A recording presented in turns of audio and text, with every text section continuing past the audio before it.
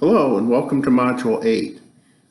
Today I'm going to talk a little bit about what we're going to do in the last couple weeks of the course, but the main part of this module will be to review for the final exam. So this video can serve, if you want, as a study guide, or I sort of think of it as a replacement for the review class that we would typically have in a face-to-face class on the last class day.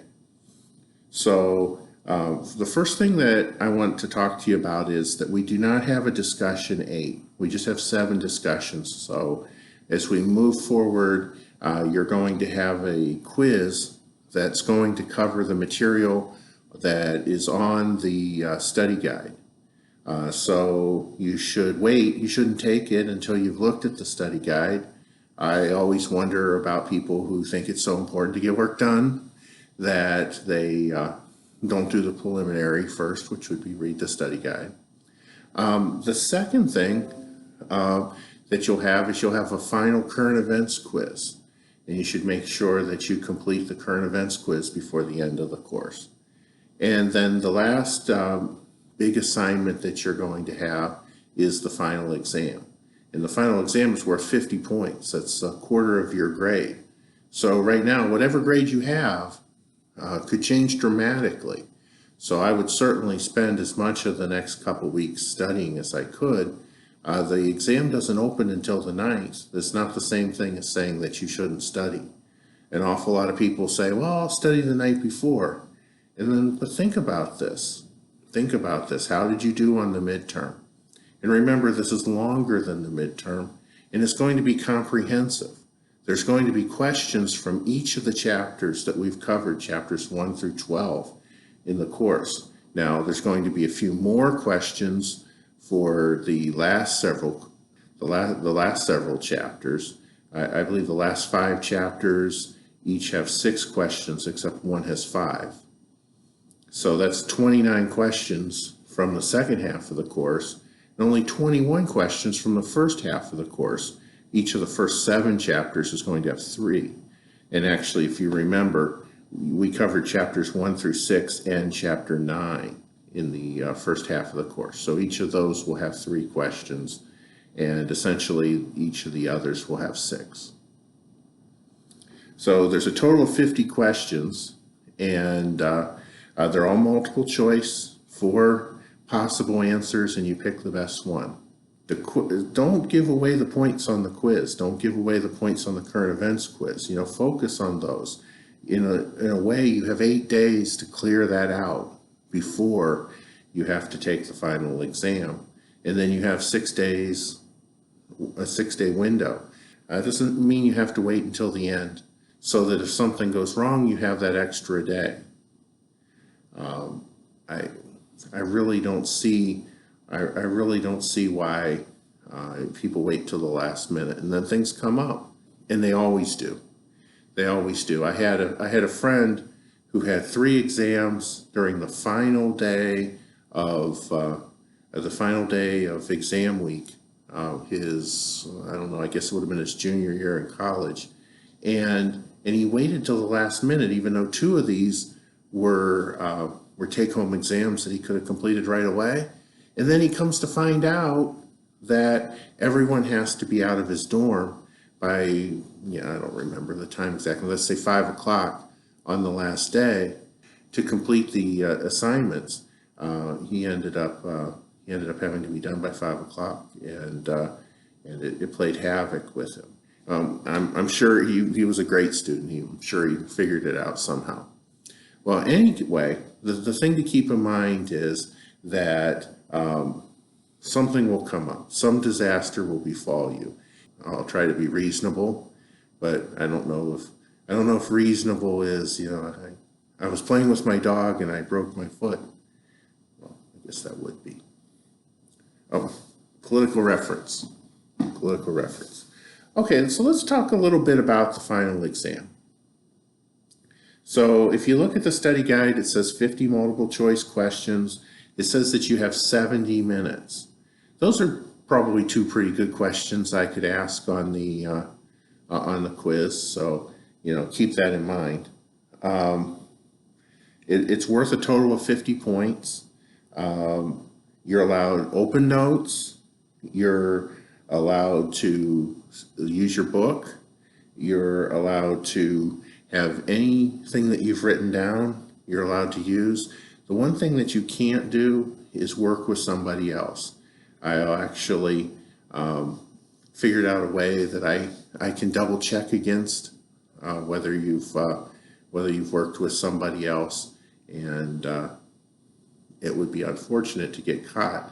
This is the kind of class where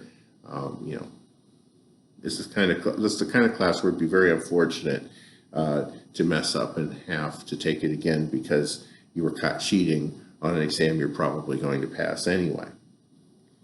So the exam will be comprehensive. 3 questions from each of chapters 1 through 6 and chapter 9. Chapters 7 and 8 and 10 through 12 will have 5 or 6 questions. 70 minutes for 50 questions. You certainly want to not have to look up all of the answers one by one. So make sure that you have organized your notes before you take the exam, and that'll help you very, very much. So we have 3 questions with chapter 1, and looking through these briefly, I note that there will probably be questions related to the collective action problems that we talked about at the beginning of the course. Chapter 1 deals a little bit with the American system, but it kind of defines some terms for different governmental organizations and structures. It kind of looks at politics from a more global perspective, what's a republic, what's a monarchy, things like that. But it also has questions related to things like the prisoner's dilemma and the tragedy of the commons and coordination problems, sort of talking about why governments exist at all. I do have a question in here that kind of applies the concept of a collective action problem, where you have a person and it describes what they are, what they're doing in the scenario. But it shouldn't be very hard if you know the key terms, like I said, related to prisoner's dilemma, tragedy of the commons. Remember, I talk about the chicken game in the slides, coordination problems, and things attendant to that.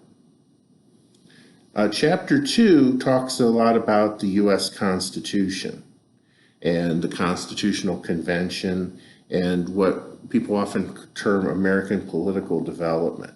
So when you're looking at these questions, you might want to be familiar with the various plans by the state governments for how the legislature should be set up, the Virginia plan, the New Jersey plan, the Connecticut Compromise, which is often called the Great Compromise. You should know some of the terms for the structure of government. We talked about this a little bit in chapter 2, where I talk about Article 1 establishing the Congress, and Article 2 establishing the presidency, and Article 3 establishes the judicial branch, or the courts. So you should definitely look into this a little bit. It would be reasonable to talk about the term bicameralism, the term federalism, even things like checks and balances and how a bill becomes a law. We'll talk more about the powers of the presidency when we get to chapter 7, so you might not have a lot here in chapter 2 about that. It would be fair game for me to ask you about how the Constitution was ratified, the need to have a Bill of Rights. And the Bill of Rights is not in the original Constitution. It's actually added by the first Congress, and it's the first 10 amendments to the Constitution. So chapter 3 talks about federalism. And federalism is an important idea related to the U.S. Constitution and the U.S. political system. if you have any questions about that. We have this comparison between cooperative and dual federalism that might be interesting to talk about. We might talk about centralization. And there's some constitutional amendments, some that have strengthened the power of the US government, while others have strengthened the power of the state governments. And so I think that you should be familiar with those. There's some provisions of the actual Constitution, like the necessary and proper clause, but also think about things like the 10th Amendment and the 14th Amendment and what they do related to the relationship in the US federal system between the state government and the national government. So Chapter 4 talks about civil rights. I know that I asked a bunch of questions in the past about the various ways that African Americans were kept from voting. So those would be fair game. Remember, the grandfather clause doesn't actually stop anybody from voting, but it it required or allowed whites to register to vote in the South without having to pass the literacy test. Interestingly enough, one of the ways that they justified this is that this was a way Massachusetts had kept immigrants from voting at the turn of the 20th century, and the southern states who didn't invent it said, "Hey, we know how to do this even more effectively." And so the literacy test is something that's no longer required or allowed, but the grandfather clause was designed to get around it for the people who you wanted to be able to vote. Not actually used very often, if you think about it. It's kind of would be embarrassing to say, "Yeah, my grandfather used to vote, but I can't even read." So that's something that is it's important more because of the blatant unfairness of it. But you should be aware of that. In addition to discrimination in voting rights, there will be some questions about segregation by law, and segregation just as a way of practice.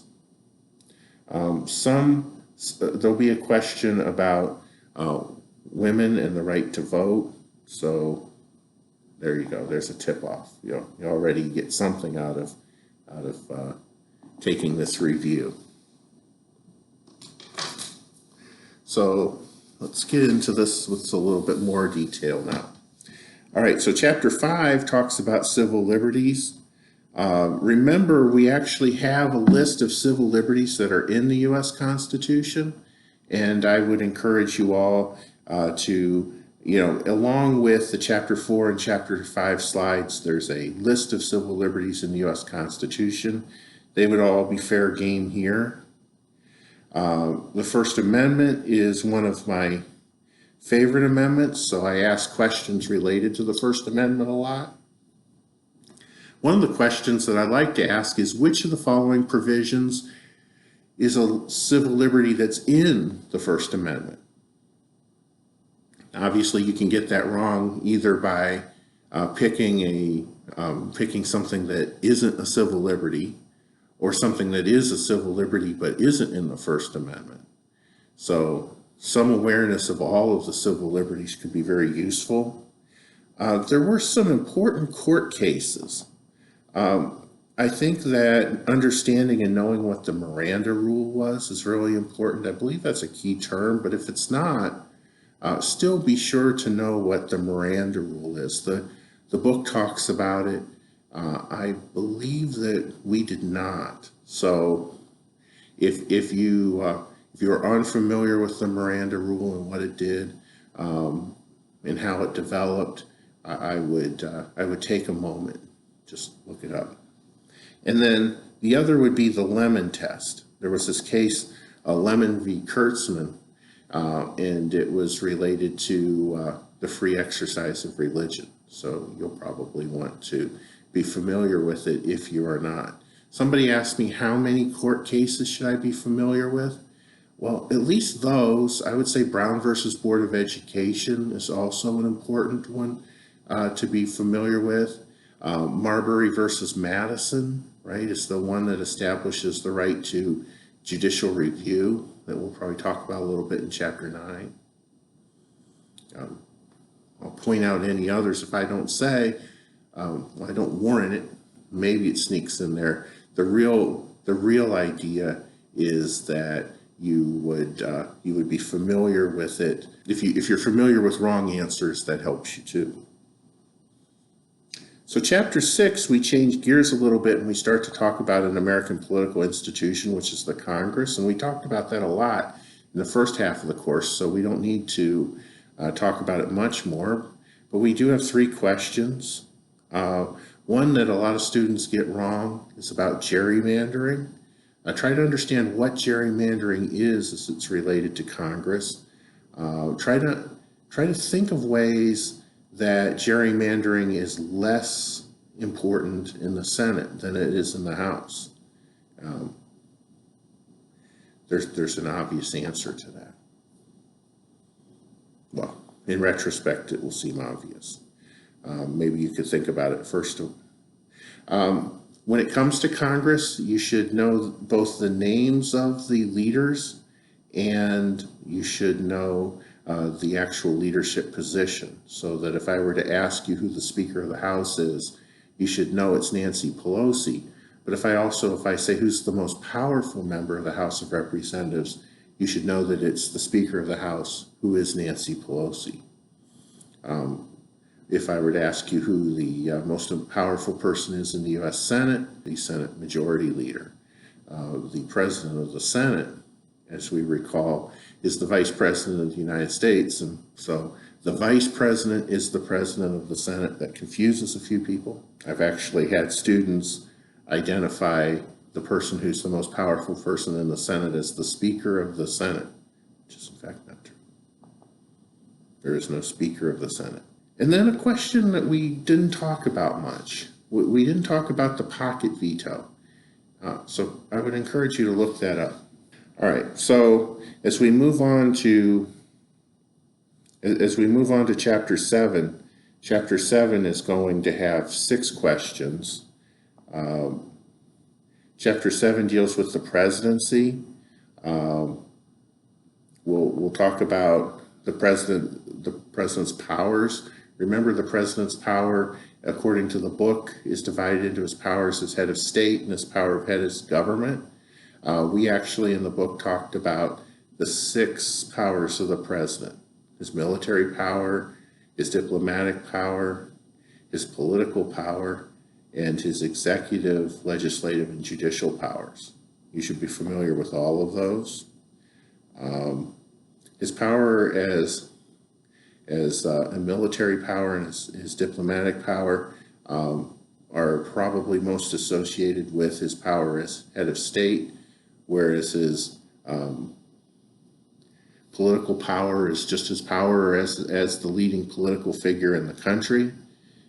His power of executive, legislative, and judicial power are more associated with his power as head of government, the tip-off would be that those are all branches of the U.S. government: executive, legislative, and judicial. So where do those powers come from?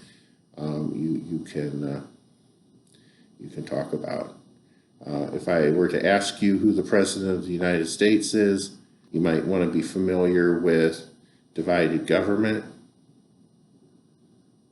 You might want to be familiar with some aspects of the president's power, say like executive agreements, executive privilege, executive orders. And you might want to be familiar a little bit with the people, with the White House staff, the Brownlow Committee, ideas like that. Now, Chapter 8 talks about the bureaucracy. So with the bureaucracy, you're going to want to know Weber's characteristics of a bureaucracy. You're going to want to know some of the ways that the bureaucracy is managed, both internally with things like inspectors general and externally. Might want to look at the ways that Congress investigates the president, rules that the bureaucracy needs to follow, ideas like bureaucratic culture, how they make rules. Chapter 9 is another one of the chapters that only has 3 questions. It's about the judiciary. And so I think that we might want to know who the people are who are on the Supreme Court currently, who's the newest justice. That is a question that changed right recently. Who amongst a group of justices is not on is no longer on the Supreme Court would be a fair question. Things like that. How many justices are on the court?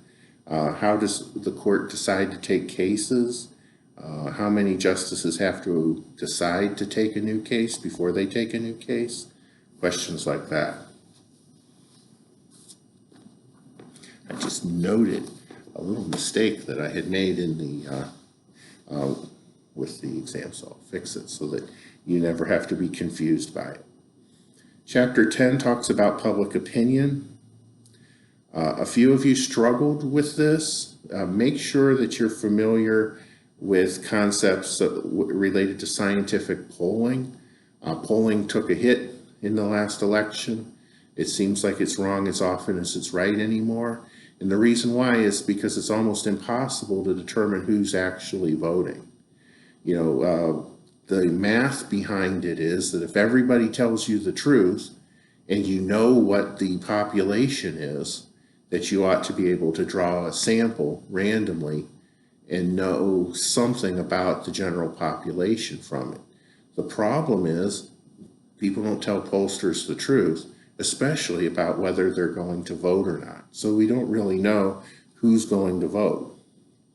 But understanding scientific polling is particularly important, especially in this class, but overall. Talk about aggregate public opinion, such as the presidential job approval. One thing that perhaps was predictable with this last election was that President Trump would have trouble because his job approval never quite got to the 47-48% number that gives the president an advantage in getting reelected. You'll want to be familiar with partisanship, ideology, core values, and attitudes are each important key terms that you should be familiar with. Chapter 11 deals with voting and elections. It seems like just about every election causes us to rethink some of the things that we think we know about elections. But some of these are key terms like focus group and issue public that you should be familiar with. Some of the questions relate to primary versus general elections, mobilization, which we don't actually talk about, but another word for mobilization is getting out the vote or get out the vote or GOTV. We talk about campaigning some, the difference between presidential and midterm elections, how people decide how they're going to vote. Remember, the main way that people decide how they're going to vote is the party label. If you associate with one of the parties, then you tend to vote for its candidates. And then finally, the final chapter that we deal with is chapter 12, and it's about political parties. We're at the threshold, I think, of declaring a new party system, one where the Democrats win most of the time, at least at the presidential level. Things seem to be roughly even, right, at the congressional level. and the state level, where the Republicans actually control a few more state legislatures than the Democrats do. The Republicans and the Democrats are almost evenly divided in both the House and the Senate right now. And our elections are pretty close. So this is very different, I'd say, from the previous system where the Republicans seem to have a slight advantage, or the one before that that was very durable, which was the New Deal coalition. We should know what the New Deal coalition was, when it started, a couple of the times that we've proposed that maybe it ended, like the 60s or the 80s or even 1994. We should have some familiarity with party conventions. Remember, the Democrats invented the National Party Convention. Some people argue that the Democratic Party is the first mass political party in the world, which is to say linking the voter with the party in the government, and causing the voters to work to elect and have a permanent attachment to the people who are in government. Just a couple more thoughts. How do we pick major party nominees? We pick them in primaries. The convention is largely ceremonial. In fact, if you remember the party convention, they were on television and they were kind of mock conventions, in that the candidate would speak to a camera and there might or might not even have been anybody there. If you remember 4 years ago, the conventions, these people would talk in front of thousands of party insiders, and then it would be filmed by television. And I have a question about, here I'll just read you the question. I say, the country generally credited for having invented the secret ballot for national elections. It wasn't the United States. In fact, if there's anything that the month of November taught me, was that the American political system seems to be having a few problems right now. In fact, I think if you looked around the world, the one thing that might shock them the most is that it takes us a month to count ballots. If you've ever watched a British election, if you've ever watched an election in the United Kingdom, you can do that. Whenever they have an election, it's covered on BBC, and you turn on BBC or Sky News. In fact, you can watch the Sky News coverage on YouTube. And what happens? They actually have the person who's in charge of the vote tally in every constituency across the country comes out with all of the candidates and announces in front of everybody who won. And then they swear that the vote is correct to the best of their knowledge. Could you imagine? Could you imagine in the United States having two congressional candidates stand there and have somebody walk out and declare a winner on election night, not 4 months later or 4 weeks later? They're still counting ballots in places. I don't know. I guess it makes some of us happy when things turn out the way we want, but I don't know. I don't know that it makes me feel comfortable with our system that you still have state legislatures investigating outcomes a month after the election. Get off my soapbox. I'm supposed to teach you. I'm teaching you not what I believe. I should teach you the facts. And so if you look at the exam questions, they're very factually based. Much of it's drawn from the book, from our slide presentations, so the PowerPoint slides, and of course these videos. So I wish you all well. If you have any questions or concerns going forward, feel free to contact me. And if you ever need anything, feel free to get in touch. Thank you.